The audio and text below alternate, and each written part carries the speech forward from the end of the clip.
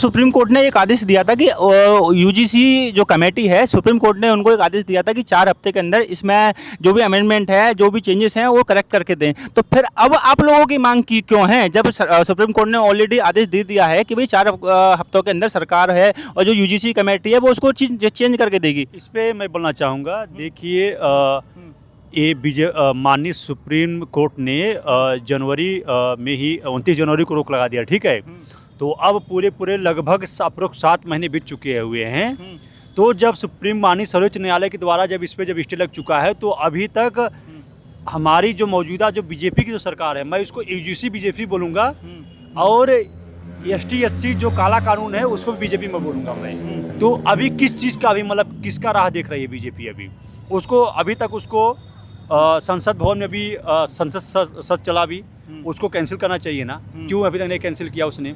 और बीजेपी सरकार इतनी डरी हुई है ना कि अभी जो हमारा जो रिजर्वेशन जो रिफॉर्म के बाद चल रहा है, एससी एसटी का जो उसको रिफॉर्म के बाद चल रहा है, जिससे पहले क्या था कि 2 आदमी जिस जात के आप आदमी को पकड़ रहे हो, आप आरोप लगा रहे हो, उस जात का 2 आदमी आपके खिलाफ गवाही दे दो, तो 26 था, तो 26 क्या कम था क्या? आपने 47 कर दिए। तो एससी एससी एक्ट जब 2018 में माननीय सर्वोच्च न्यायालय ने जब उसको जब निरस्त कर दिया था, तो दोबारा बीजेपी क्यों लाया? नहीं, बीजेपी अपने आप को बोलती है कि मैं एक राष्ट्रवादी पार्टी, हिंदूवादी पार्टी हूँ। मैं तो बोलूँगा बीजेपी से बड़ा हिंदू विरोधी कोई नहीं है। अलग अलग हमेशा काले कानून ला करके आपस में हिंदुओं को जाति के नाम पे खुद लड़ा रही है।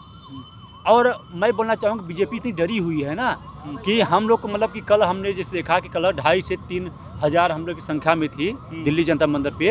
इतनी डरी हुई है ना कि अपनी सरकार बचाने के लिए कि कहीं मतलब मेरा सरकार ना गिर जाए।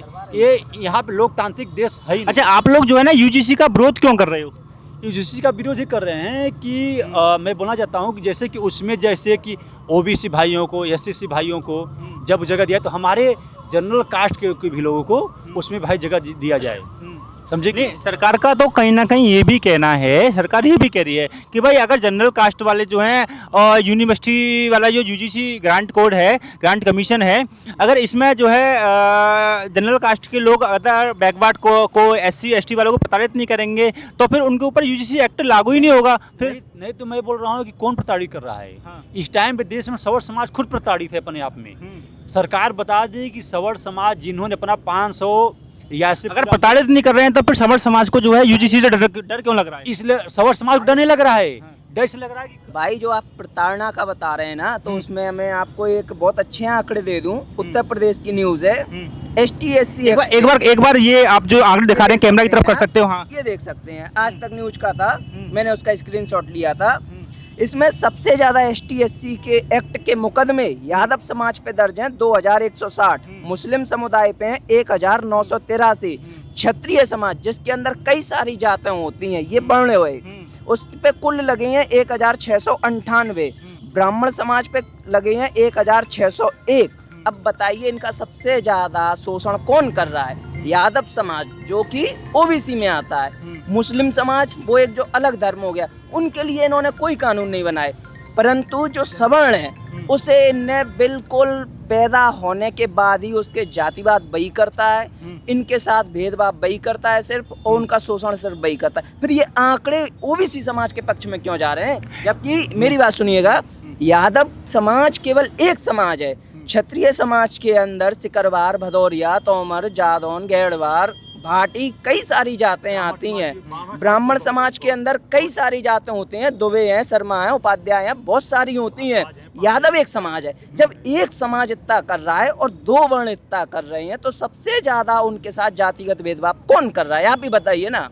यूजीसी सिर्फ हमारे इस बात को देखिए मैं नहीं बता सकता, इस बात को तो आपने दिखाया है, आंकड़े बताएंगे, आंकड़े बता रहे हैं। आपके आंकड़ों के अकॉर्डिंग जो है उत्तर प्रदेश और पुलिस रिपोर्ट की बात करें तो दलित उत्पीड़न के मामलों पर बड़ा खुलासा।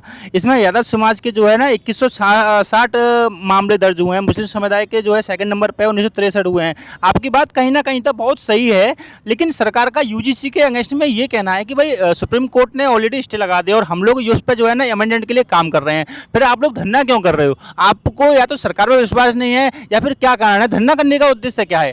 नहीं तो सरकार पे तो हमें ना कल विश्वास था ना आज विश्वास है, क्योंकि सरकार ने अपना एक कोर जो वोटर था सरकार का, वो उसने यूजीसी लाते ही खो दिया उसने अपना। भाई मैं एक चीज जानना चाहता हूँ, अगर किसी कॉलेज में जातिगत भेदभाव, आप सबर समाज से आते हैं और आपने शायद आपको वोट का अधिकार है, तो ये यूजीसी और ये भारतीय जनता पार्टी है उसको सबसे ज़्यादा कहीं ना कहीं वोट जो देती थी भारत के अंदर सबर समाज ही देता था, फिर आप ही लोग उसके विरोध में क्यों आ गए? भाई जब तुम हमारे बच्चों के बिल्कुल सर पे तलवार रख दोगे, जब गर्दन हमारी ही कटनी है, फिर भी हम तुम्हें वोट थोड़ी देंगे। इतने हम बेवकूफ नहीं है जितना भाजपा समझती तो है। पहले तो आप लोगों ने वोट दिए, सरकार तो आप लोगों ने बनाई है। भाजपा को हम लेके आए थे, जब कांग्रेस के थोड़े से काम बुरे लगे तो भाजपा लेके आई, आज हमें भाजपा के काम बुरे लगे। SC ST तो देखिए मैं आपको बता दूं, बीजेपी को शायद पहले भी पसंद नहीं करती थी और आज भी बहुत ज़्यादा समर्थन नहीं करती है उनकी SC ST वाला। हाँ करेगी। और बीजेपी जिस मतलब कि उसको लग रहा है कि SC ST या फिर मुसलमान जो हैं उसको वोट देंगे, न ही कभी बीजेपी पसंद करती, बीजेपी को ये समाज पसंद करते थे, ना ही करेंगे। और मैं ये भी बताना चाहता हूँ कि बीजेपी जो अपने आप को बहुत बड़ा राष्ट्रवादी, बहुत बड़ा हिंदुत्व वाली राजनीतिक पार्टी बोलती है ना, मैं बोल रहा हूँ इस टाइम बीजेपी का ये रवैया है कि बीजेपी वामपंथी विचारधारा को हो गया है। नहीं देखिए, बीजेपी का तो एक ही नारा है, सबका साथ, सबका विकास, सबका विश्वास। नहीं, बीजेपी का यही नारा है, सबका साथ किंतु सवर समाज का सर्वनाश। 85% सवर समाज ने 2024 में आप डाटा देख लीजिए, 85% सवर समाज ने वोट दिया बीजेपी को।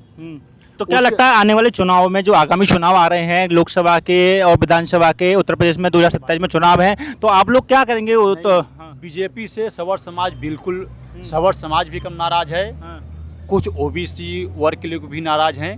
बिल्कुल बीजेपी का काम, जैसे ही हम सवर समाज वाले उनको ला करके सिंहासन बैठाए हुए रात तिलक किए थे, उसी प्रकार से जैसे कांग्रेस जैसे भी उसका बनवास हो गया है, सेम वैसे बीजेपी का होने वाला है।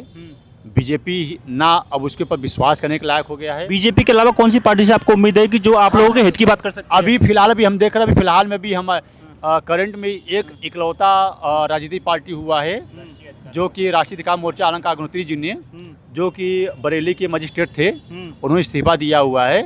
उसके अलावा UGC हो, चाहे SC ST एक्ट हो, चाहे अपना रिजर्वेशन हो, कोई भी ऐसा कोई नेता नहीं है, कोई पार्टी नहीं है जो खुल के सामने आया हो।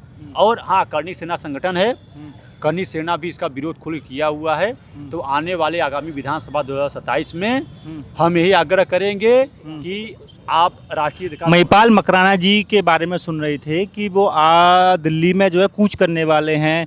महिपाल मकराना के अलावा जो भी अभी आपने नाम लिया करणी सेना, तो करणी सेना से मैं जानना चाहूँगा, जो डॉक्टर राज शेखावत हैं वो भी आ रहे थे, तो अभी ये जो बड़े नेता हैं वो कहाँ हैं आप लोगों के सबर लोग, जो बड़े नेता थे? यही हमें आज हम लोग को दुख हुआ कि आज की डेट में हमने उन्हीं लोग के आह्वान पे हम लोग आए थे। पुलिस ने हमें अपने बैन में बैठा के ले गया, लेकिन कोई हमें हम तो खैर सवर समाज के लिए आए थे कि हमारी आने वाली पीढ़ी जो है, ताकि हमें मतलब कि नपुंसक ना बोले, वरना ये होगा कि अगर ये जब काला कानून जब बीजेपी द्वारा जब लाया जा रहा था, तो आप लोग कहाँ सोए हुए थे, कुंभकर्ण की जैसे कहाँ सोए हुए थे। तो क्या आपको लगता है कि आपको इस तरीके से धरना करने से, प्रदर्शन करने से सरकार आपकी मांगों को मान लेगी? बिल्कुल सरकार मानेगी भी, और सरकार का अब ये जाएगी भी बीजेपी अब। और सरकार ने अगर ये मानना पड़ेगा, और मानना पड़ेगा, हम लोग उनको नतमस्तक कर देंगे बीजेपी को।